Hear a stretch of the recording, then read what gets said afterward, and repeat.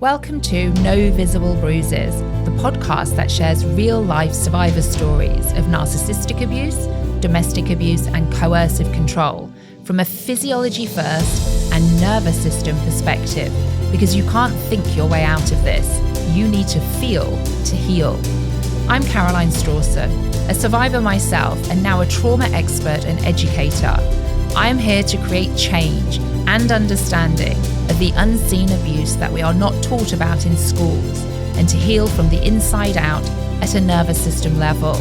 Let's break the silence and change the narrative, because we heal together.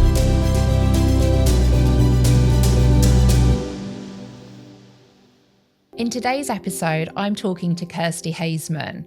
And if you are somebody who is wondering why you are continually suffering with chronic illnesses, such as rheumatoid arthritis, digestive issues, or even skin conditions, today's episode is for you, because narcissistic abuse, domestic abuse, and coercive control could just be the reason why. So a massive welcome. I am really excited today because it's our very first episode on survival stories, talking about stories around narcissistic abuse, domestic abuse, and coercive control. And I have got the best guest as our very first one because I wanted to make it really relatable to so many people. And I've got the amazing Kirstie Haysman here, whose story is, it gives me goosebumps when I read about your story. I've known you for a while, Kirstie, and I'm just honoured that you are here for our very first survivor story. And I know it can feel really nerve-wracking talking about this because we know there are legalities around things and all stuff like that too. So we'll be sharing things we can, some of the things we can't.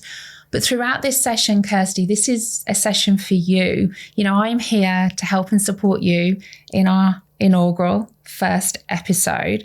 But a massive welcome to you. Thank you for having me and inviting me. I feel very honoured to be here. Well, I'm really honoured. And I think one of the key things to say is 8 months ago, Kirstie, you were in a wheelchair. You were bedbound. Start to tell me a bit more about that. Yes, that was a very hard time in my life. I've been poorly for 10 years, but I was a functional sick for a long time. I was still able to work. I was a foot health practitioner. Yeah. And it sort of knocked me off my feet in my 30s, just after I got married, and I became bedbound. I had carers coming in the morning to help me on a hoist, to get me onto the toilet, to wash me, feed me, shower me, feed me with a spoon. It was quite a hard existence for a long time. If I went out anywhere, I'd have to be in the wheelchair. I still do use it sometimes if I have to go on a long journey, but nowhere near as much. I get away with my sticks now, thankfully. So tell me about the diagnoses that you have right now.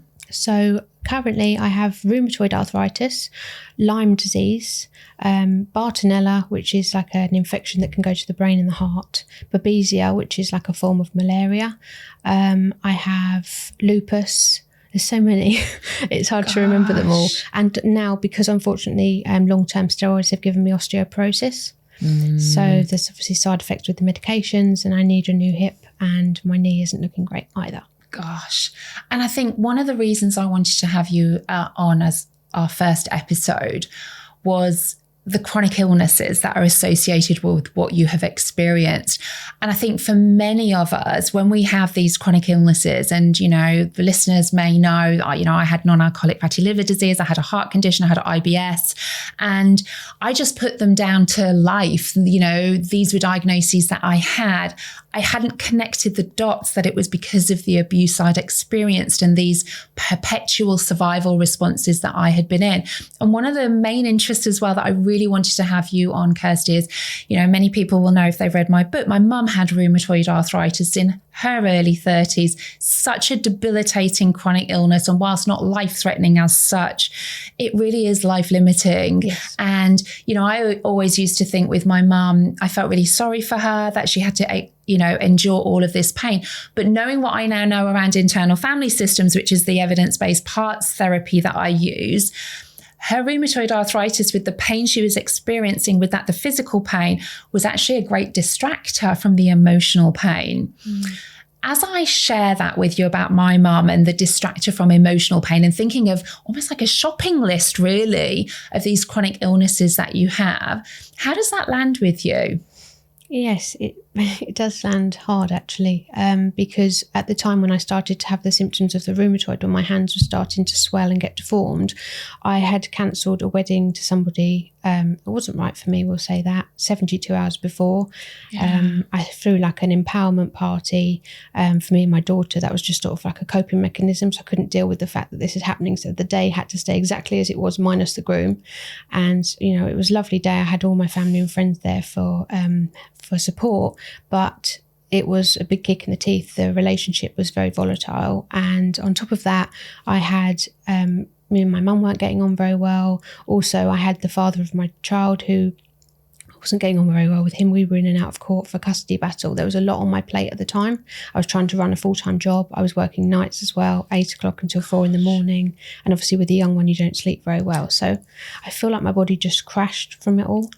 And when you were speaking to sort of the healthcare providers, and again, you know, you and I aren't doctors as such, and doctors are really, really well trained, and they'll give you a diagnosis as such. What do you think was behind all of that? You know, I mean, there's so much that you have a diagnosis of. What's your interpretation or your thoughts on why you have that? When I look back now, I think I just had chronic burnout. I mean, the main reason they put me on steroids at the time was because I was exhausted. But if you looked at my lifestyle, of course I'm exhausted. I've got a young child. I've got a stress where her father isn't turning up to look after her when he's promised to. So I'm having to cancel work or try and find someone at the last minute. I had so much stress on my plate, and then to go on steroids, which obviously lower your immune system further, I think it all just... Do you know what? This is what I find really interesting, you know, working in the trauma space and specialising in these areas, Kirsty. You know, steroids, it always astounds me that when we're in these perpetual survival responses of fight, flight and freeze and pumping out cortisol in our body, that leads to very often chronic illnesses, we then give steroids. It's like we're going to give you more of that. Now, don't get me wrong. This is not to say that medication is bad, because it isn't. No. And you know, as I know with my mum and with myself as well, you know, I've taken medication and it can be really, you know, they can be lifesavers sometimes too in minimizing things. But it's also looking at not just the symptoms and the medication we're having, but what lies underneath all of those things too. And like you say, there was an element of burnout. You know, your adrenal glands, which sit on top of your kidneys, are pumping out because you're in these survival responses. But why do you think you were living your life in survival responses? Well, it's just crazy when you think about steroids. They're like the devil's tic-tac, because they can take some symptoms away, but they give something else. And they stuck me on 50 milligrams to begin with, which is a huge dose. I remember phoning my doctor and saying, I'm not sleeping, I've got anxiety, I feel like I could climb the walls, I don't know what's wrong with me. Oh, that'll settle down when your body's used to all the new cortisol. But I was already having cortisol pumped in me anyway. I'm already in a stress response. Literally. Now give me some more and then I'm going to feel even more. It's mad. And I still can't get off them. I'm right down to 2.5 now, but I'm hoping to get off them because they do long-term damage. My mum was on them, my nan's on them. Well, my nan's passed away, but she was on them for a very long time. Yeah. And it's sort of like they've been passed down ancestrally to us. It is. My mum had osteoporosis. You know, she had that. And like you say, the perpetual use of things like steroids. I have a hay fever injection actually about every 8 months, which is steroid based, because I get it really, really badly. But I had to weigh up the cost benefits of that too. And having those doses, it would be fine for that. So, I mean, you have been through so much. And I think, you know, one of the key things, let's hold up your walking stick there. If you're watching this on Spotify or YouTube, I mean, you're so beautiful anyway, Kirsty. You really, really are.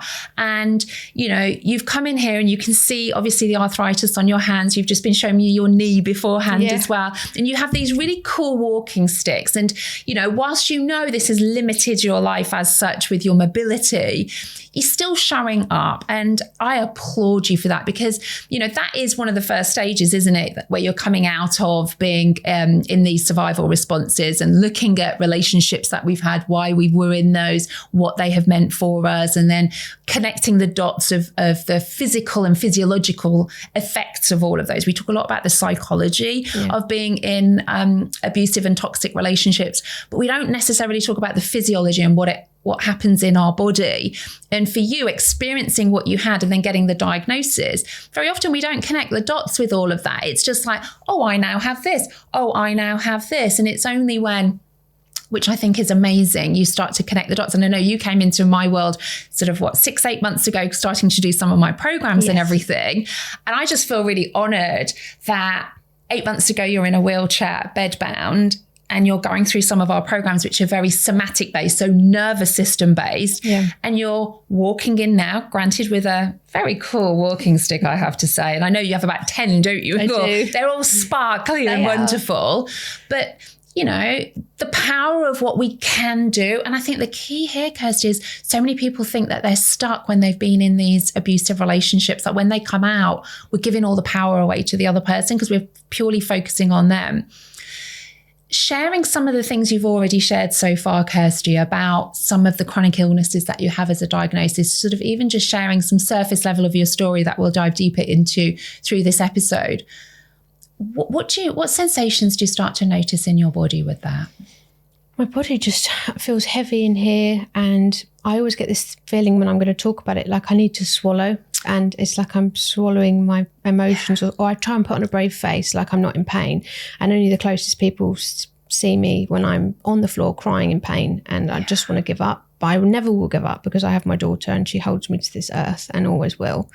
If I didn't have her, I don't know that I would. So let's pause a moment. So we know this brand new podcast, Survivor Stories, what we're talking about on these is people's experiences, you asking me any questions about why you maybe feel like this or why this or anything else. But one of the key things I want to get out in these sessions and these episodes are almost like a mini therapy session as such, to start to connect with the sensations in our body, because so often we end up in a freeze response, we dissociate. It becomes too painful for us to feel our emotions. And I remember watching a podcast a while ago, actually, I think it was with Stephen Bartlett, actually, and Gabor Mate was on there, who's amazing. Yeah. And he was saying 80% of autoimmune disorders are in female people pleasers. Yeah. Okay. And when you're saying, my mum was the same, by the way, and when you're saying about you just feel like you want to swallow, this is really common when I'm working with people just like yourself, Kirsty, where there's this element of shouldn't be saying that. I need to swallow it down. I need to be silenced because there's maybe been some interpretation at some stage that your voice brings danger, your voice brings punishment, your voice brings something bad is going to happen.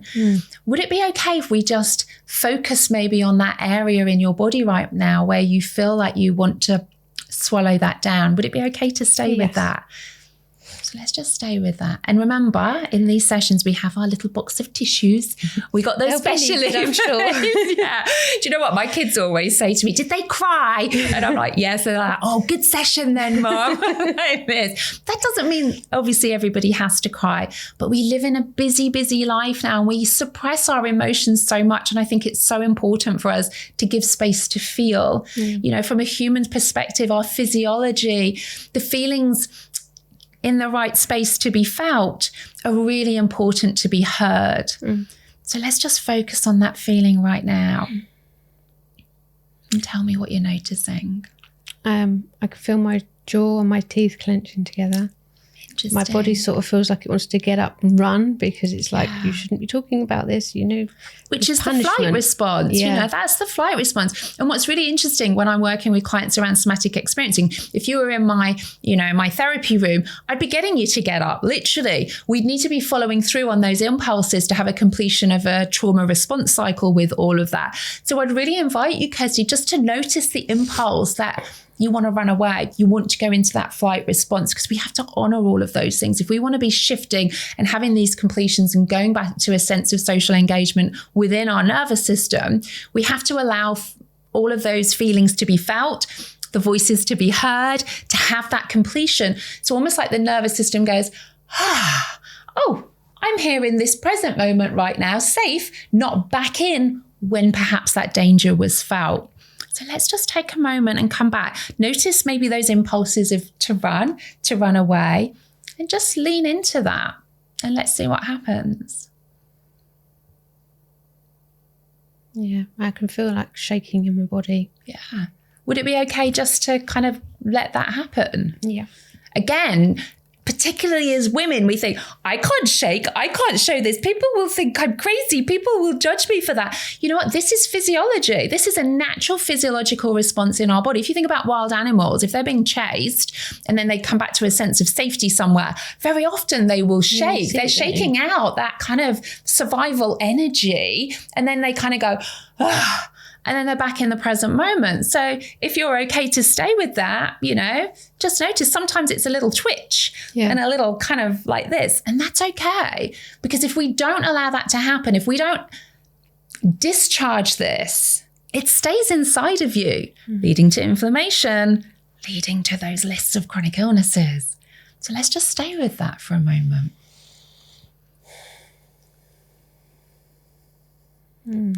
What are you noticing? Just like a big sigh of, I can be here now. Okay. A bit calmer. Yeah, so just kind of take a look around the studio even. Just kind of feel your feet on the floor. And this is a really good exercise in grounding, because sometimes we're still back there, and then sort of grounding and, okay, I'm here with Caroline, you know. It's one of the things I noticed when I was bedbound is that I had a lot of time to live in my past because I don't have anything going on in the present. Oh, yeah. So I would relive old arguments. Why didn't I stick up for myself there? I should have said this. Why did I allow them to do that to me all the time in my mind? And it would be like I was living in the past. And from the minute I woke up until I went to bed, I'd be reliving things. And if I hadn't have gone there that day, then that wouldn't have happened. And like, you're exhausted. Your brain is so exhausted. And I noticed that it did more on pain days when I wasn't in pain. I noticed I thought more.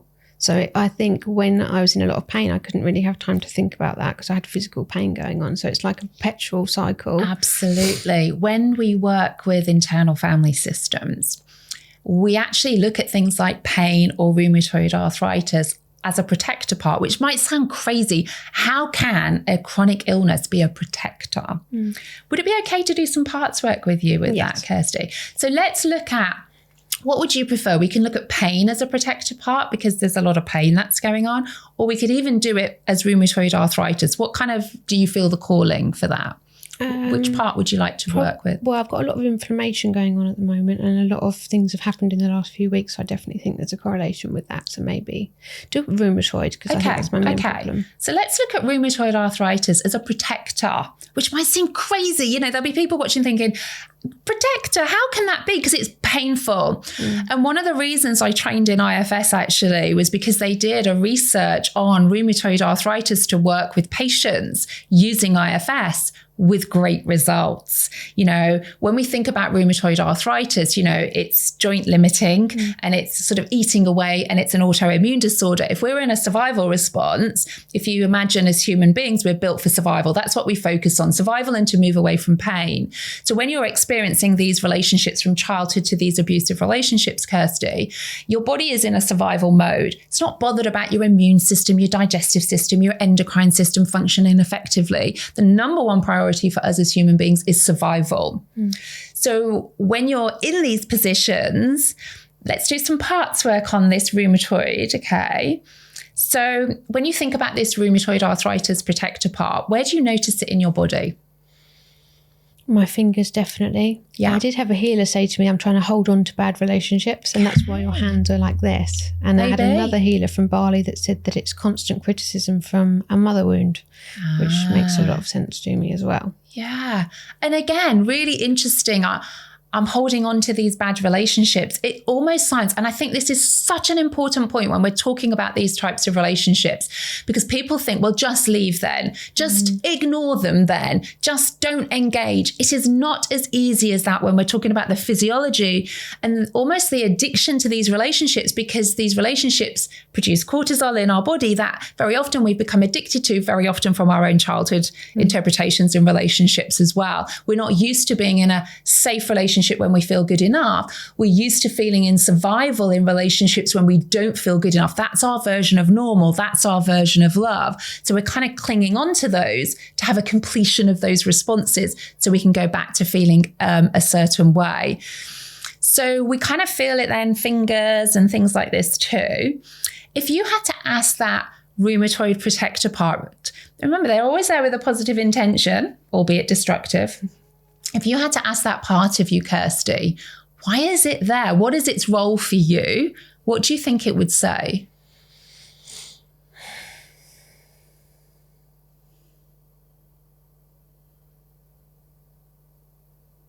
It's a hard one because it holds me back and I resent it because I want to do Which is so another much. part, that resentment part. When we're coming from a place of self, we're curious, compassionate.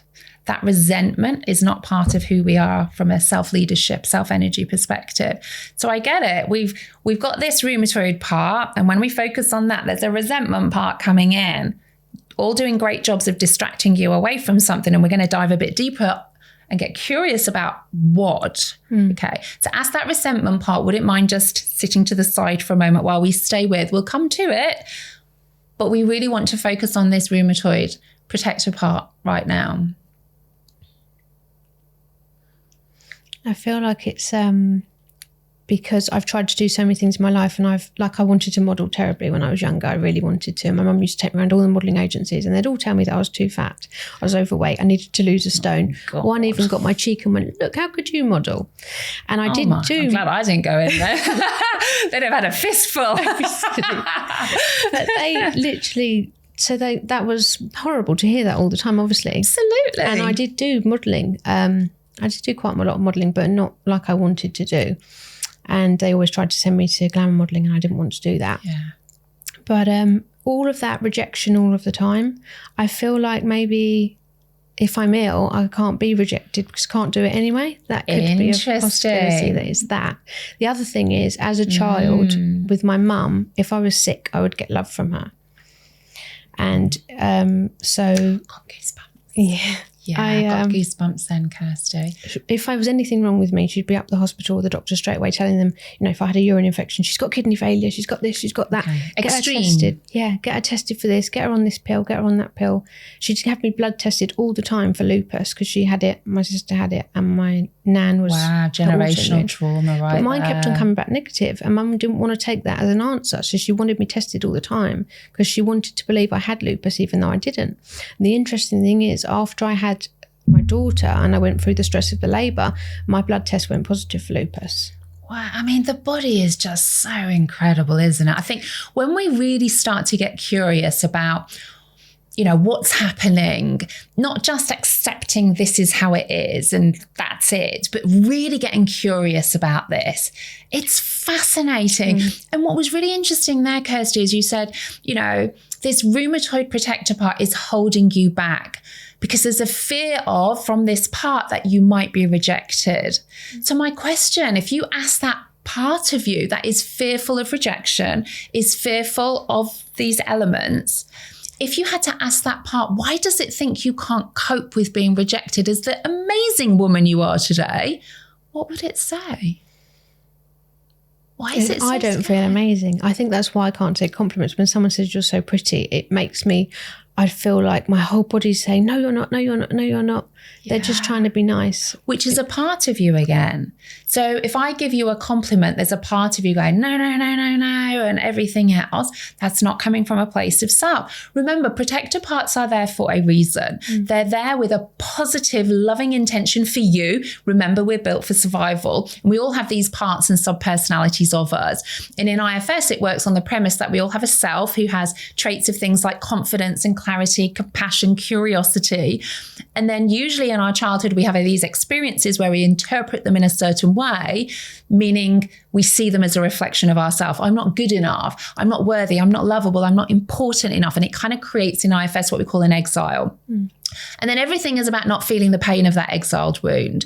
So for me, it was I'm not good enough. So everything for me, high achieving, people pleasing, perfectionist as a kid was about not feeling not good enough as a child. And then as an adult, because my nervous system was stuck, it was self-harm. It was, emotional eating, dissociation, pain, all of these things to distract away. So if you had to ask that rheumatoid part, why does it think you couldn't cope with rejection?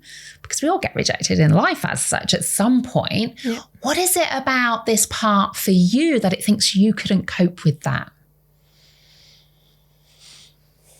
And these a don't know why really I'm shutting my eyes. question. I just feel like I'm going into my brain. And do whatever feels right. You know, often when I'm working with people, they sometimes close their eyes the whole session sometimes because they're really going into themselves. You do what feels right for you because that is the right thing.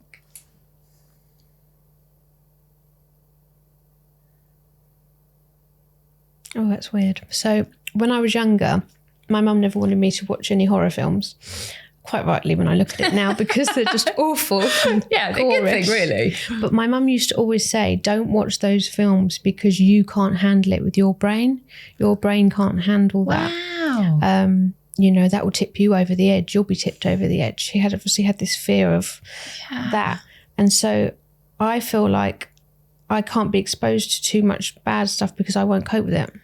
I mean, again, this is so interesting, isn't it? And I think, you know, in the work that I do around the somatic side of things, you know you could cope. I've you coped know so that. many times with other things. Yeah. But there's something in the body, and this is the whole element where we're talking about the embodiment piece here. And again, Bessel van der Kolk's book, The Body Keeps Score. We know we're good enough, but the body is telling us something different by nature of our reactions and by nature of the parts that are showing up for us. So, you know, when we think about our childhood, for instance, and in your scenario here, we're always looking for reasons as a child of things, why they're happening, events, other people's behaviors. You know, we're not thinking, oh, my dad or my mum behaves like this because they didn't have a good childhood or they were never taught that. We don't know that as a kid. We don't have that level of capacity to be able to make those kind of decisions or educational piece in it. We see everything as a reflection of ourselves. You know, if my mum behaves in a certain way, it's because of me. If my dad does this, it's because of me. If my teacher does that, it's because of me. And even as an adult, if we know when we look back it wasn't, it's already then wired into our nervous system, creating that exile, that core wound, which then becomes for our body not to feel that core wound. That becomes our version of being attacked. You know, everything needs to protect you from feeling that. So if you had to ask that rheumatoid part of you, how old does it see you as? Oh, 15. Wow. What are you noticing in your body? Because that was a really quick response. My body's like jolting towards you for some reason. It feels like it's doing that. Yeah. Well, I'm right here with you. Yeah. Yeah, just let those emotions come. We sometimes suppress them. Thank you. I knew I'd cry. I'm pretty sure it's a waterproof mascara. You look amazing. Thank you. Yeah. Oh. Just let's pause for a moment, Kirsty, and let's just feel these tears that very often, particularly as women, we do suppress them down. If those tears had a voice, what do you think they'd be saying? Well, three's a crowd is what I was always told. And in my household, when my dad left, was me, my mum, my sister. And my sister is older. And my mum and my sister are like best friends. And I always felt pushed out. I didn't feel like part of the family at all. And my mum will say, if you spoke to her, oh no, I treat my daughters the same. Absolutely not the case. And anyone around would see that's not the case. And so I think when they were all being diagnosed with lupus and I was the only one, again, that was out of being in their little health crowd, I feel like maybe my body... It's like, I want lupus. I want lupus. Yeah, literally. Because, again, that's another thing that makes me different. You know, they were nearer ages and I don't know. I just remember a lot of them, they would have conversations, but they'd spell things out so that I couldn't understand what they were saying a lot. And I just felt quite pushed out. Or they'd sit in my mum's room with the door locked, laughing, watching a film, and I'd be in my room. And I just felt very excluded. And it's the same now to this day. My sister still lives with my mum, 44 or 45, I think she is. But my question with that, do you want to live with your mum? No. Because there's an element, maybe there's a little girl inside of you that does want to live with your mum to receive love from your mum, right? But as the adult, it's like, oh, yeah, no thanks. I don't want to live with my parent at the age I am. No offence, anyone watching, by the way, if you're living with a parent. Yeah. I'd quite like to keep my children with me for a very long time, actually, too. I know. So we kind of put that to the side. But really interesting observation for you then. And fascinating that they've all got lupus, I haven't. And you feel excluded from that, but like in a bad way. And now I'm excluded because I'm the only one in the family with rheumatoids. I mean, we can laugh about it, but as a kid, that really means something to you. And I think so many of us, we might have an adult body, but actually it's a little inner child inside of us. Remember, emotion will override logic every time. So we may know all of this stuff, but those emotions will override absolutely everything and anything. So we even start today, I'm not going to do that. I'm not going to respond. I'm not going to eat that. I'm not going to have that. The moment that trigger comes in and our body starts to feel that core wound, that exile, parts will take over. You'll get these firefighter parts that will come in, or manager parts, which is what we're talking about for you with like the rheumatoid arthritis, because it's showing up every day for you, distracting you away from something. And from what we can see, the rheumatoid arthritis is distracting you away from feeling maybe what you felt as a 15-year-old. So if you ask that rheumatoid part, would it be okay for us to work with the 15-year-old? What would it say? Does it feel safe enough for us to go in and do some work with that 15-year-old? I think so. I went really cold when you asked the question, but I think we should try. Yeah. I think 15 was the last time my mum ever hit me as well. So I think maybe that might be why. Because there was a transition in our relationship where it couldn't be physical anymore. It had to be an emotional thing, because if you hit me now, I'm going to hit you back. Yeah. God, just notice those sensations when you I just did the gulpy thing. Yeah, I noticed it. I noticed that. I'm doing it a lot, actually. Yeah. Is it okay to stay with that? Mm-hmm. Yeah. And just drop your jaw a little bit. Sometimes, again, when we're suppressing, we close our jaw and it tenses up. You tend to hold it around the jaw. We purse our lips. Call it bruxism, when we clench our teeth and grind them overnight in particular. Night. Yeah, a lot of people have retainers that I know that have experienced. I bit through them. Yeah, I mean, just shows. Because we're there. We're in that fight-flight response. We're there ready. We're vigilant. And that's why we do that as such. But let's just stay with that sensation for a moment and just drop your jaw a little bit. Let's allow what needs to be heard, what needs to be felt in the space. It's always in this bit. Is that my heart chakra?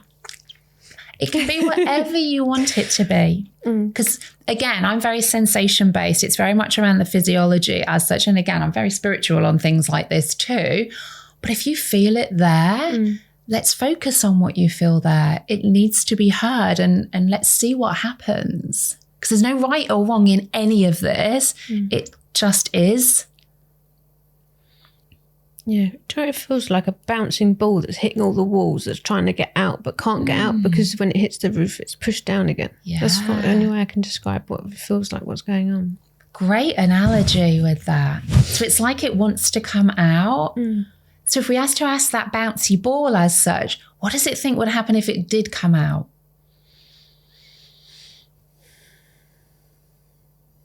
Can't even I'm 36 years old now. It's madness. It's just like punishment for having a voice. Yeah. That's what it feels like. And again, another part of you, like a critical part almost, like, I'm 36, why can't I say this stuff as such?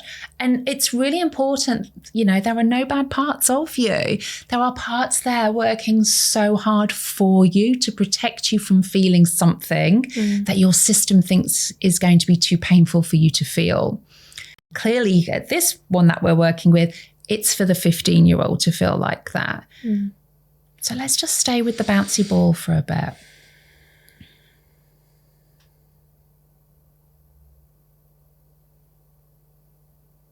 What are you noticing? What's happening for you, Kirsty? It's still bouncing around in there. I can feel my shoulders shaking. I don't know if you can physically see me shaking. Yeah, I feel like I'm going, yeah. So let yourself do that. Shaking, tears, everything. I always say in my sessions, shaking, tears, burping, farting, stomach gurgling, all signs of nervous system shifts, all signs that things are moving, because these are good things. It shows your systems are working as opposed to being in those survival responses all of the time. So just allow yourself to notice the ball. And yeah, if it feels like a bit of a movement, just let it happen, because these are shifts, these are processing, these are integrations that are happening. I really feel like there's something, when I was younger, because my mum was very volatile, I think she had trauma as a child, and I don't think she ever would think to come somewhere and heal it. Yeah. And, you know, she certainly wouldn't admit to it. If you said, Mum, why did this happen in my childhood? Even now, I've tried to say that, and she'd go, oh, yes, I'm the worst mother in the world, aren't I? Your friends would have liked me as a mother, and get very defensive. You can't talk about anything. Or you dreamt it, or you're oversensitive. And as a child, my reality... we do know the word for that. Gaslighting. I know, which is quite ironic. Minimising she didn't know what that feelings. meant when I tried to say that to her. You should never confront narcissists, by the way. I'm sure you know that. Trying to reason. Yes. But me as a mum with Harriet, if I did something that upset her, like say if I'm in a, you know, I'm upset or I'm in pain or something, and I snap and say something like, oh, Harriet, in a minute, or whatever, I would always go in her room and I'll go, Mum, you shouldn't have done that. I'm so sorry. It's my problem, not yours. I'm just in pain. Yeah. And we have this relationship where we will apologise to each other. I've never been apologised to by my mum to me. But you're ever. a cycle breaker. You are a cycle breaker, Kirsty. Remember, 8 months ago, you were bedbound. You were in a wheelchair. And I wanted my mum and she wasn't here. Yeah. So let's just feel that from her. Let's honour that little girl that wanted a mum and her mum wasn't there. Yes. For her own reasons. And this isn't, again, about shaming parents, demonising people. This is about how you feel. You feel like this little girl who didn't receive the love that she wanted to receive, which had a knock-on effect then in the types of romantic relationships you had further on in your life. Yes. That sense of worth wasn't instilled in you that you deserved to have. So let's just honour that young part of you that didn't feel loved. That all these parts are really trying to protect you from feeling the pain. But let's honour and feel that pain and give space for that younger part of you to feel heard. What is it she wants to share? Ask that younger part of you, Kirsty, what is it she wants us to know? You and me right now with her. I'm not a bad kid.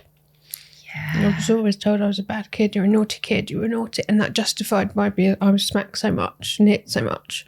And I always believed that I was just a naughty kid. But now that I've got my own and she does naughty things, I would never do those things to her.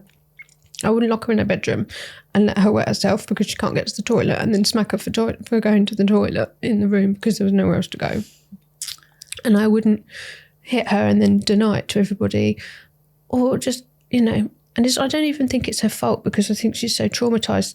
She doesn't see it, and she cares more about her reputation. You know, watching this, she would say that. And I think part of that, Kirsty, is, you know, when we become really trauma informed and we start to understand this, we can really see other people's pain, you know, and how they project that onto us.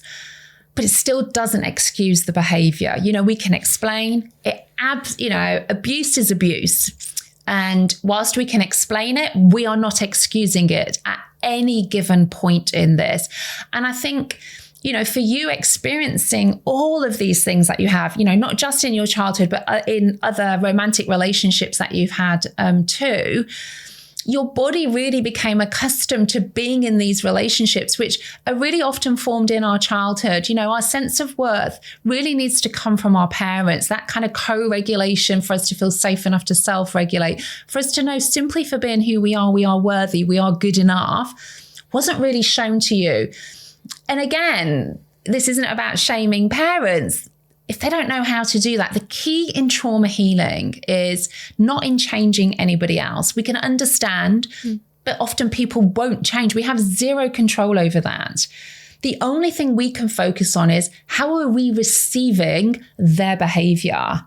You know, and when we're in these abusive relationships, very often, if we're receiving their abusive behavior as a reflection of ourselves, because it's triggering something in us, that's when all of those parts are going to show up for us.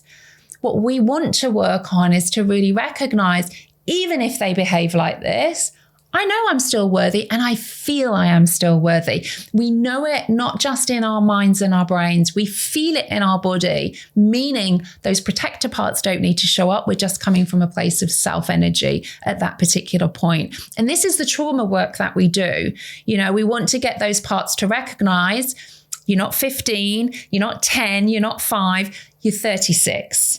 You are 36. If someone doesn't love you or doesn't like you, that doesn't mean you're unlovable or unlikable. It just means they don't do that. We're not receiving it as a reflection of ourselves. And I think this is such important work for us. And because the power to heal when we're talking about trauma is in us. It's not in changing anybody else, which makes it really hard when we're talking about narcissists, when we're talking about abusers, coercive controllers, manipulators, gaslighters, because we want them to change so we can then feel worthy enough. We give our power away with that. It's about, why do I feel like this when they behave like that? Why do I stay in these relationships when they behave like that? That power is in us, but it can make it hard because it means we have to kind of look in the mirror and really go deep like this too.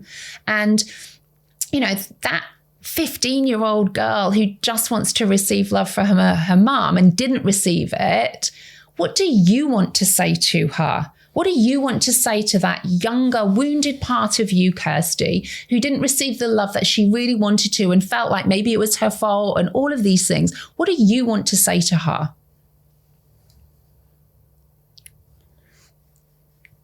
Gulping. Yeah. Remember, what we're doing here, when we work with people with IFS, what we're doing is we're trying to separate you from the part. So you are the 36-year-old woman. We want you to be in self. And then we have this wounded 15-year-old little girl. When we start to separate, so as opposed to you being the wounded 15-year-old little girl, when we're separating, which is my language of what do you want to say to her? So what do you as the 36-year-old want to say to the 15-year-old? We're creating two timelines in that scenario. We're here now, looking back.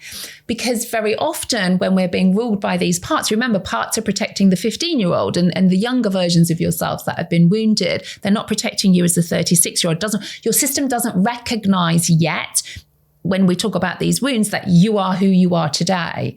Which is why when I ask these questions, what do you, Kirsty, as this amazing woman, which we know you are, and I know you are, just don't feel it sometimes, right? What do you want to say to her?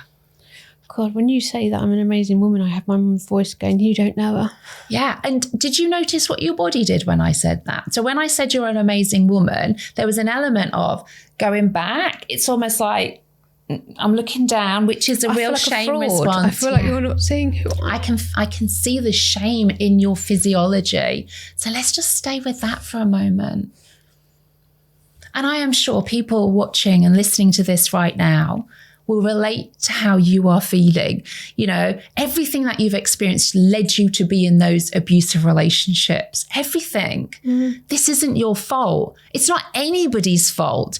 It's us experiencing things as a kid and interpreting those, whatever they were, leading to these parts protecting us as we get older. Things like rheumatoid arthritis, depression, anxiety, emotional eating, eating disorders, self-harm, dissociation, perfectionism, people-pleasing.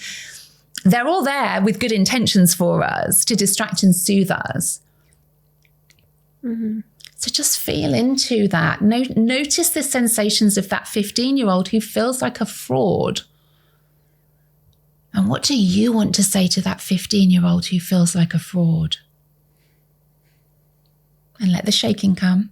Those who are watching will be able to see those little tremors. This is survival energy that we're releasing. We're having shifts. This is good. I feel bad because there's people that are worse off, that have worse than I did. My mum still had nice part of you. Parts as well. So this part of you that is comparing, they're in more pain than you. They have more diagnoses than you. Maybe they do. But this is about you because you are important. You matter. Hear those words. And I feel emotional with that because I know exactly how you feel. Because I felt the same, Kirsty. It's just like, it must be something wrong with me for someone who's biologically supposed to love you and bring you into the world to think you're a horrible person. So we're giving our power away. We don't know why she did, what she does, anything else. What we do know is how you interpreted that.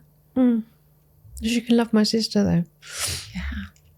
Remember, there's always a reason for that. Maybe your sister serves her better. Definitely. Maybe your sister serves her wounds better than maybe you did.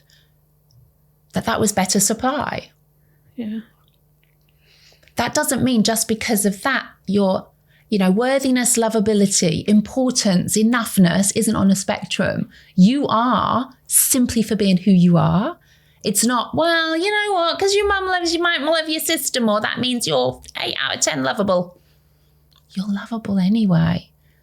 But the key here is, in the healing side of this, Kirsty, is your interpretation is you think you are less than. And you're not. You never have been. But what child wouldn't think that? Of course a child is going to think in those situations, what about me? Of course they are, because we want love and attention from our parents. It's a natural biological instinct for us. But if we don't receive that, we're going to create a narrative and a story around that. And what was your younger part story of that? She did love me if I did jobs. There you go. Transactional, right? If you do this, if you look like that, if you have this diagnosis, then I might show you some breadcrumbs of love. And this is the same in all relationships. You know, those who are in relationships with narcissists, abusers, you know, it's about really how you are serving them. Because if you serve them in a certain way, they will react in a certain way and behave and show up, making you think, oh, maybe I am good enough then, because now they're being nice to me. And what do we learn? We learn that I need to do something to receive love. That's why I'm a people pleaser. Yeah. You aren't a people pleaser. A part of you is. Yeah. Okay. I'm getting better at putting boundaries up now. Yeah. Boundaries are key in all of this. They really are. Yeah. What do you want to say to that 15-year-old, Kirsty? If that was your daughter, let's go on a different angle. If this was your daughter feeling like this, what would you be saying to your daughter? That I love you and you should love yourself and you're always worth love. I have to say that to her because her dad's an absent father and she feels rejected by him. Yeah. So I'm forever having the conversation. He loves you in his own way. He's just not able to show up the way that you deserve. Yeah. I think one of the biggest gifts we can give ourselves is to see other people's behaviors as zero reflection of ours. What it does is it highlights other people's pain. And, you know, when your daughter is feeling like this about being rejected by her father, understandably, she would feel like that. But that's nothing to do with her. This is her father's pain and how that shows up. The key again for her is how she's interpreting that. And right now, again, understandably, and that will change because she's got you as a mum, then it's recognizing, just like my 2 children, you know, they see their father for who he is and don't see it as a reflection of them. That is super, super powerful to sit in. And the other thing for us is to be okay with uncertainty in our body. We don't know what's going to happen, trusting ourselves. God, my body is shaking. Yeah, so just let it shake. Just let it shake. Because these are shifts just in the nervous system that are happening with all of this, you know. And this is what these episodes are about, having some shifts for you to allow over the next few days some processing and integration to start to happen, that maybe next time something happens, maybe there won't be a pain flare up. Maybe the rheumatoid arthritis part will think, well, hold on, she's 36. She could cope with this. She might be all right with that. And we just start to notice some subtle changes in all of those things. But knowing what you said to your daughter, Kirsty, what do you want to say to your 15-year-old little girl? Yeah, and let that shaking come. If it's okay to stay with that. We can always stop it by grounding. But if you're okay with it, no, I'm happy with it. I probably look funny though. But I think. No, you don't look funny. Remember, that's a part of you coming in now, just in case, to kind of smooth everything out. People will be watching, and I know they'll be watching me with love. When I meet people, I always go, oh, you know, if I have to shake their hand, I'm like, sorry, I can't because of my hands. I'd rather show them that they're bad than them go, oh, look at her deformed hands. I just give you a hug when I see you, don't I? Forget the hands, come in for a hug. I'm a hugger. And that too, yeah. I would say that you weren't naughty and that you didn't deserve that, and you deserved equal love to what your sister got. How does that younger part of you receive that? Doesn't believe it. I can feel it in here, like saying, shut up, what are you talking about? Yeah. And let her know we hear that, because it feels scary to believe it. Ask that younger part of you, what does she need from you to start to believe it? Even if it's just one step right now, what does she need from you to start to believe it, to start on that journey of recognizing these things happened as zero reflection of me. I feel like I have to start loving myself and believing I'm a good person. Is that you? I don't know or is that the younger part of you? We call that when we can become blended. So when I'm talking to you, I'm always trying to separate the part from you. So because you as yourself, compassionate, confident, all of those C's that we have. And immediately then you went back to being blended with that little girl. So separate again, self to part. Ask that little girl, what does she need from you? And when you answer, Kirsty, I'd really invite you to answer from she says, she wants, okay? When we do that, we're creating two timelines. It's really weird. Does it go silent sometimes? I can't hear. Absolutely, yeah. So notice what silence feels like. Because sometimes parts can turn their back on us. Sometimes parts are scared to speak, as we've noticed.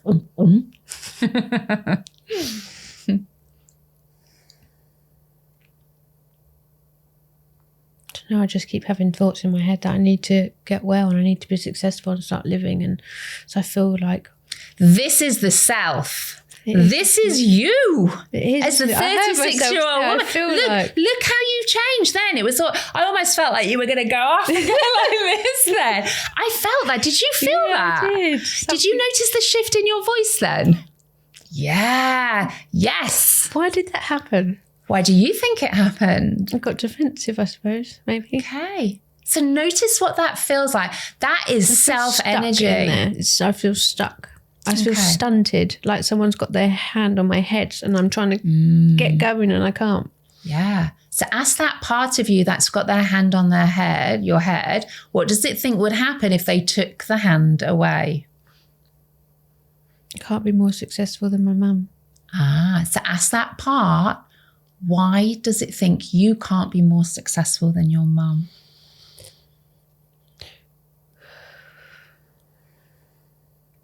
She's not loud. She's not loud. Yeah. So ask that part, why does it think you're not allowed? What is the consequence of if you were? Or what does she receive if she's not? Because if I'm more successful, it's not even my mum, it's my sister. Whenever I've done things in my life that my mum sees as being better than her, then I have to be brought back down because I can't outshine her. Okay. I suppose by being sick, I'm not outshining anyone then, am I? Because I'm in bed on my own, staring out the window, wanting to live and not being able to. Notice what that feels like there, that narrative. Yeah. Notice where it comes from. It comes back from when I was ill. My mum would take time off work and pay attention to me and give me love and cuddles, and there wouldn't be any smacks because I'm ill, so I'm obviously weak. So I can't be like that. So there's a little girl not receiving the love she wants from her mum in the full expression of what we would like. But when you're ill, at least you get some breadcrumbs. But now the ironic thing is, after her taking me to the hospital and doctors for years wanting me to have a diagnosis, as soon as I've got a diagnosis, she's telling everyone I'm not sick. I'm pretending to be sick for attention. So what does that say, Kirsty? It enrages me. I feel anger. So let's feel that anger. Like you made me sick with all of your stuff that you've done. You've wanted this. It's manifested because you've told me every day that I'm sick, I'm sick, I'm sick, I'm sick, I'm sick. Now my body is sick. And now you've gone, oh, no, I don't want to look after her. So you know what? This is going to be a hard question for you here. Did she make you sick? I feel like being put down and smacked all the time didn't help. Correct. Absolutely not a nice thing to happen. And we're not taking away from all of those things, okay? Because as a child, you're going to interpret that, okay? But your mum making you sick. And this is always hard, I think, when we're working in this space, okay? Because we're looking, I feel like this because they did this to me. I feel like this because they are like that. And I'm not taking away that they're not like that, okay? The key here is it's external, not if they're like that, but your interpretation of why they are like that. What's your interpretation then of why your mum behaved like that? What does that younger part of you, what has she interpreted?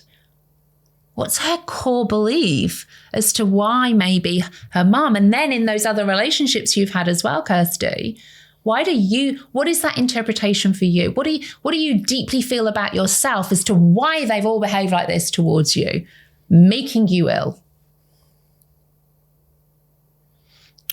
I think it's because I put my value on how they feel about me. Which is what? Well, if they're nice to me and they're proud of me, then I can feel proud of me. And if they're saying I'm crap, then I obviously am. And if you are crap, what does that say about you? Worthless and useless and... Yes. Yeah. That's that core wound. I'm worthless. So everything about all of these protector parts for you, Kirsty, are trying to distract and soothe you away from feeling worthless. Because your interpretation, keyword here, because it's not true, interpretation, okay? Because that's what we do as children. We interpret and create narratives and stories based on why other people behave a certain way. And it always comes back to us as a child, always. We don't blame our parents. They're the adults. They're the older people. They're meant to know what they're doing. They're meant to be perfect. So if they're behaving like this, then it must be me.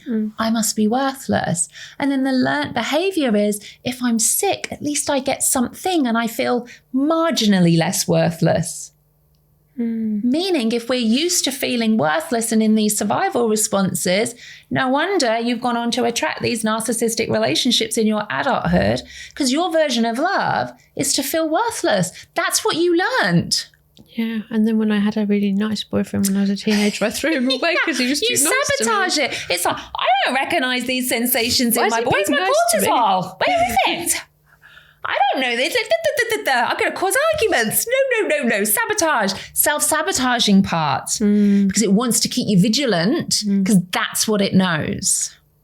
That's why I don't drink anymore, because it's the only time I would ever be outspoken, because everything would come up. I would black out. I wouldn't know what I'd done. And the next day I'd wake up and I'd upset people or I'd been crying about some things that no one knew about or whatever. Yeah. So I don't drink now. So now we stay silent again. We don't want to drink and make everyone else feel uncomfortable about what they've done. Oh, God forbid. And I know it sounds ironic, doesn't it, when we start to break it down like that, Kirsty? Because you know what? They should sit in their uncomfortableness, thank you very much. They should sit in the knowledge of how they've treated people. But the key here is can't change them. And this is when we talk about trauma, not just abuse. Abuse is perpetuated by abusers. We hold the trauma of that abuse. Trauma is our interpretation in our body about their behavior. That we can change. We call it somatic memory. Your somatic memory of being treated in certain ways in your childhood and then from your other romantic relationships is, the somatic memory is because I'm worthless and I need the cortisol and I'm in these survival responses. And everything for me is about moving me away from feeling worthless. So I'm going to have rheumatoid arthritis, lupus, the shopping list, all working really, really hard for you, because you know what? Your system is so focused on survival. Forget your immune system. Forget it. It's not operating efficiently. No wonder all of this. Now, this isn't, again, I'm not a medical doctor. This isn't to say, let's trauma heal and then everything will go away. I'm not saying that. But you know what? When we work at that nervous system level and work with these parts and the somatic side of things, who knows what we could start to move towards. Hey, you were bedbound 8 months ago. You're in a wheelchair. Look at you in just 8 months. What's the next 8 months going to look like? What's the next 8 years going to look like for you, Kirsty? It's funny because at that time I was putting boundaries in place and I've cut a lot of people out of my life. And people are like, oh, you can't cut everybody out of your life. You'll have no one. And I'm like, well, if anyone... You have me. You have me. People make me feel bad or guilty for being sick or telling me that I'm not sick or, be grateful that you're not you've still got hands, even if you can't use them. That toxic positivity sometimes can make you feel even worse. It does. Because it's like, they are agony. Oh, well, you could, some people paint with their feet because they've got no arms. And then I feel really awful for the person who's got no arms. But I still am allowed to feel pain. And you know what? This is trauma. This is why I don't like using phrases like big T and little t. Trauma to an individual is trauma to that person. This is not on a spectrum. It really isn't. And I agree with you. And again, very often people have good intentions when they're saying things. Of course. I think one of the key gifts we can give ourselves is not to see other people's behavior as a reflection of us, because there's so much happening for you where you're looking at others and how they are showing up or navigating that so you can go back to feeling a sense of worth as such. But you're worthy anyway. You are. It's the interpretation from the 15-year-old, the 10-year-old, the 5-year-old. And then we become physiologically addicted to those sensations and hormone secretions like cortisol, meaning no wonder we attract these toxic relationships in adulthood then too. Yeah, I do it with my food as well, because I know that if I stick to like a juicing, plant-based diet or carnivore and just eating meat, cut the sugar out, cut the grains, cut the flour out, I get better. Why is it then when my body starts to go down and the swelling starts to go down, I go and have a cake that I know is going to make me bad? So ask that part of you, why does it do that? What an idiot you are. Ask the cake part of you, hey, when I start to heal, why do you show up for me, making me eat cake and inflammation to show up again? Ask that part, why is it there for you? You know the answer, why is it there? What does it want you to do or not want you to do? It wants to keep me stuck. I always used to think it was because my nan was my safe place growing up, and we used to always go for cream teas and cakes when I went there. And it could be because the loving sensations you had if you're eating cake, it can replicate that in your body. So there could be an element of that when I'm too. having that, I've got 5 minutes to myself and I feel safe. And soothing. Yeah, especially if you're in a high pain day and you haven't got anyone there. Yeah. So eating cake takes you back to the love at least you felt when you were with your nan. But then comes immense guilt for doing that and being stupid. Yeah. And remember, guilty part, eating part, rheumatoid arthritis part, no bad parts, all working hard for you to move you away from feeling worthless. Because if I'm so focused on pain, I'm not thinking about I'm worthless. I'm thinking about my pain. Yeah. So you're in pain anyway. It's just your system thinking it's less pain than feeling this 15-year-old rejected, abandoned and worthless, because that is deep pain. Yeah, that is. I'd rather the other pain. Yeah. Yeah. And this is part of the ongoing work. I think, when we talk about abusive relationships, I think thank you so much for being so open and vulnerable in this episode, Kirsty. I know so many people will be able to relate to this, talking about parents, narcissistic mothers, narcissistic fathers, moving into, we kind of, we could do a whole series with you, couldn't we? Moving into the romantic relationships. God, yeah. But it's the same type of thing. It's the perpetuation of the feelings in the body and showing up. And, when we felt like this as a child and we end up in these abusive relationships, we're trying to have a completion somewhere. We're trying to find someone to show us that we're worthy just for who we are. And we're hoping in these romantic relationships that it would happen. But by nature of us being people pleasers, we end up in relationships where they're going to take, and we're going to give. Yeah. And then when we push back on something, all hell breaks loose, silent treatment, manipulation. It or you get rejected. We learn to be silent. We learn to dissociate. We live in a functional freeze response, because at least we're getting some breadcrumbs if we're in a relationship. And at least there's something, because if we don't have any, well, cool, we're really worthless then in that scenario. And I think ongoing work for you is I would really look at things where you're really reparenting that 15-year-old. I know what an amazing mum you are to your daughter. I know that. I've seen it. And she's a great kid. And I think you just almost need to separate you from that 15-year-old, and you need to reparent her. You need to give her all the experiences of that which she did not receive and really embody that for her. So it becomes a completion then that you become her protector. Not rheumatoid arthritis, lupus, drinking, none of those. You as yourself, as the amazing 36-year-old woman, you are her protector part. So as you start to feel maybe the sensations of maybe someone's being mean or horrible, and you can feel like, oh, the scab's coming off my I am worthless wound, you step in I got this. This isn't a reflection of me. And just practice doing those and really embodying those. And, you know, I would invite you maybe to have a photograph of yourself at that age so you can really separate you from that part of you. You know, you are not 15. You are 36. Your system just kind of needs to catch up with all of that and timestamp the experiences into the past, which means we don't forget, we don't diminish, we change the somatic memory you've associated with them. So you can talk about them, know how horrific they were, but know that you are safe now and you are worthy now and you know it and you feel it. Yeah, I do feel like I'm stuck living in the past. Yeah, many people do. I know I did. I was blaming everybody and angry at everyone one minute, crying, not wanting to get out of bed the next. Again, all parts of me trying to protect me from feeling not good enough in my case. Yeah, your course is really helping, especially the invisible backpack thing. And it's like, I wish I could give that to my mum and she could do it and then she could heal her wounds, but she wouldn't admit she's got any. So remember, people's healing has to be down to them. It's their responsibility. And as much as we can look around and think, you're wounded, we all have trauma, every single one of us, but it has to be the right time. And sadly, with people like narcissists, they don't recognize that because it's everybody else's fault, which makes it really, really challenging and difficult then. And I think what you can still do, even for people like our parents, is we can still send out self-energy of love. Even if they don't know, even if they don't receive it, even if they show up a certain way. Because you know what? This isn't about them. This is about you. You honoring how you want to feel as a daughter, how you want to feel as a woman, as a mother, as a partner, as a friend. All of those things. That is what is important. Yeah, I've come such a long way. And like with my friendships. Sorry, rewind. Say that again. Say that again loud. I've come a long way. Thank you, thank you. Notice that. What does that feel like when you say that? Okay, it feels true. And how do you know it feels true? What sensation? I didn't get any of that horribleness. It's all not there. And my friends tell me I'm a good person and I'm kind.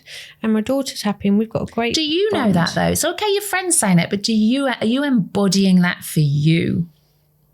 I'm trying to. Okay. We're all a work in progress. With me and my daughter, we've got the car. We sit in the car and we've got the temple of trust. That's what we call it when we want to talk about something, because we're both facing forward. So you're not looking at each other and intimidating. And she talks to me about so much. And I wish I had that relationship with mine, but I feel like I am reparenting myself through my relationship with her. So I'm doing things right. You are. Honestly, you're an incredible woman. And I know people watching and listening to this will be totally inspired, totally relatable. You know, we've talked a lot about from a parenting perspective here, but you know what? When we talk about narcissistic abuse, domestic abuse, coercive control, it's across the board. We know those feelings led you to be in these relationships like this as well, these abusive romantic relationships. And, you know, it starts somewhere. I thought I had a great childhood, and it doesn't mean I didn't, but I definitely interpreted particularly my father's behavior as a reflection of myself. So, you know, we can have horrific childhoods. We can have childhoods that are very transactional like I had. But that doesn't mean we don't interpret it, and it doesn't mean it's any less than the things that we end up in. And it's working with our own systems and our own parts and really looking at how we feel and having these completions and not wanting to perpetually live in these survival responses. Because I'm just so excited for where your next 8 months, 8 years are going to take you. And just thank you so much for being a guest on our very first episode on Survivor Stories. You've been helping me for years. I might have only walked in your life 8 months ago, but I've been watching you since 2018. And it was your videos that helped me realise that the issue, maybe not all me. It's not you. None of it is your fault. And you know what? There's so much hope and light at the end of this tunnel for you as well. And it's always an ongoing journey too. You know, I know it sounds so cliche, doesn't it? The journey. It's not a magical destination. You know, you deserve to work on yourself each and every day because you matter and you are so worthy. You really, really are. So thank you so much, Kirsty, for joining me on our first episode.